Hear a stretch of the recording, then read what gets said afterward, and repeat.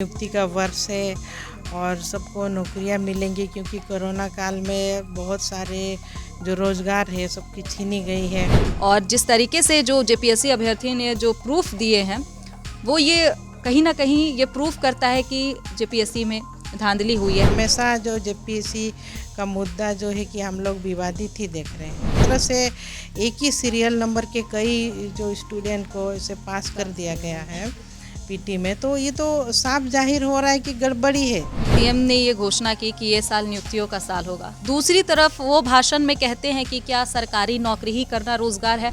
आप युवाओं में अभी पूरे तरह से आक्रोश है, तो ऐसे में मुख्यमंत्री जी को मुखर हो करके इस मामला को जो है कि संज्ञान में लेके निष्पादन करना चाहिए। नमस्कार, आप देख रहे हैं टीएसटी न्यूज़ और मैं हूं आपके साथ गौरी रानी।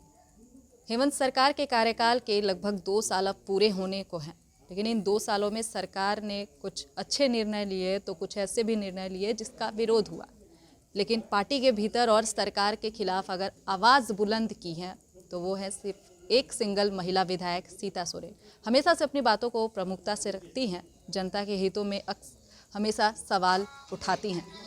हमारे साथ इस वक्त बात करने के लिए सीता सोरेन जी हैं। मैडम, आपका एसडी न्यूज़ में बहुत बहुत स्वागत है। आपकी अब पहचान इसलिए होती है खासकर कि आप अपनी बातों को बहुत प्रमुखता से रखते हैं, चाहे वो पार्टी के भीतर की बात हो या फिर सरकार के खिलाफ। आप जब ये सब बातें बोलती हैं सोशल मीडिया के प्लेटफॉर्म पर भी, क्या कुछ दबाव आप पर होते हैं? किसी तरह का कोई दबाव नहीं, क्योंकि हम स्वतंत्र हैं अपने बातों को रखने के लिए, और वैसी बातों को रखते हैं कि राज्य की जो बहुत ज़रूरी है। और सरकार में है तो हम समझते हैं कि काम होनी चाहिए, जनता की काम होनी चाहिए, पब्लिक की काम होनी चाहिए।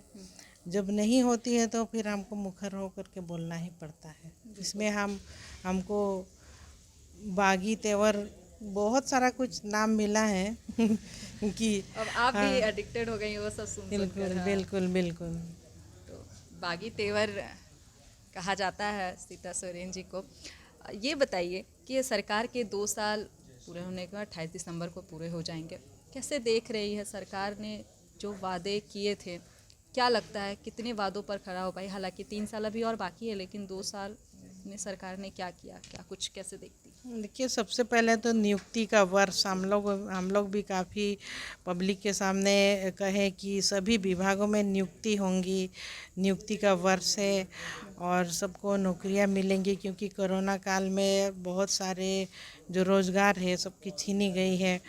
और अब तो हम लोग भी समय आते आते पब्लिक एकदम सुन करके परेशान होंगे कि ये साल भी ख़त्म होने वाले हैं और नियुक्ति कहाँ हो रही है। तो अब सीएम साहब से भी बात किए ही हुए हैं, 29 दिसंबर तक का समय दिए हैं। अब इन सब के बीच में पता नहीं नियुक्ति का शायद घोषणा करेंगे। हम लोग भी उम्मीद करते हैं, इसी उम्मीद से ही हम लोग भी चल रहे हैं।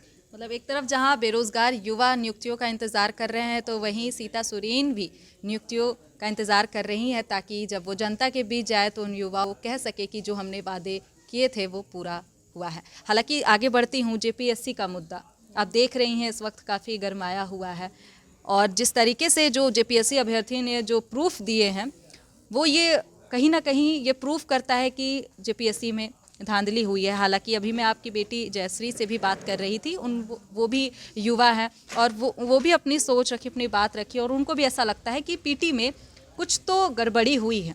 आप क्या देखती हैं और क्या आपको लगता है कि इस पर मुख्यमंत्री को संज्ञान लेने की ज़रूरत है?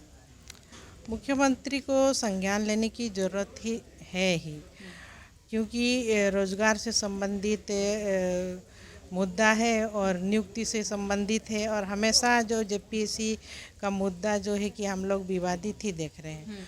और इसमें जांच की तो कोई आवश्यकता है ही नहीं, क्योंकि जिस तरह से एक ही सीरियल नंबर के कई जो स्टूडेंट को इसे पास कर दिया गया है पीटी में, तो ये तो साफ जाहिर हो रहा है कि गड़बड़ी है।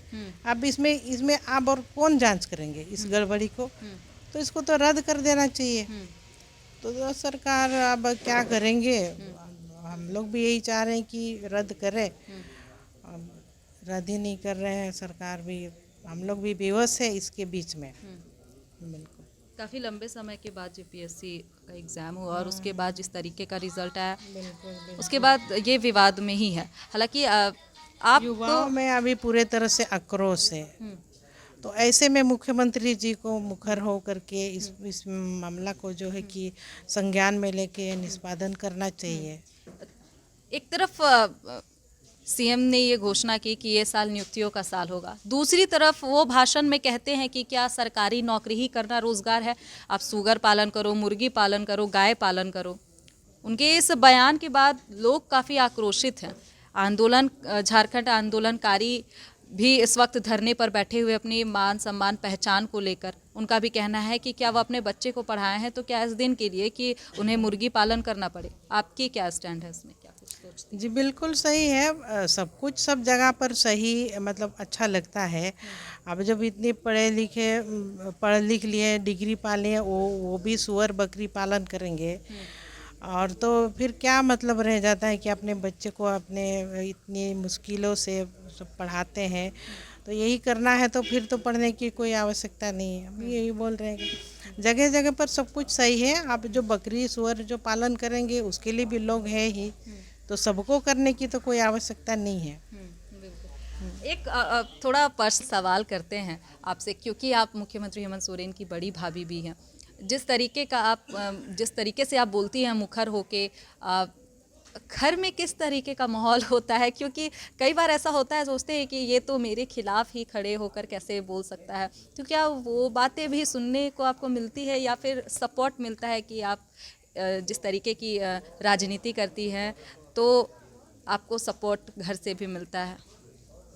घर में जब जाते हैं तो सब कुछ भूल जाते हैं, सब वो घरेलू माहौल में मिलते हैं हम लोग, तो सारी चीज़ों को हम लोग जगह पर ही हम लोग रखते हैं, इसीलिए कोई दिक्कत नहीं होती। मतलब पर्सनल और प्रोफेशनल लाइफ को सीता सोरेन जी बिल्कुल अलग अलग रखती हैं।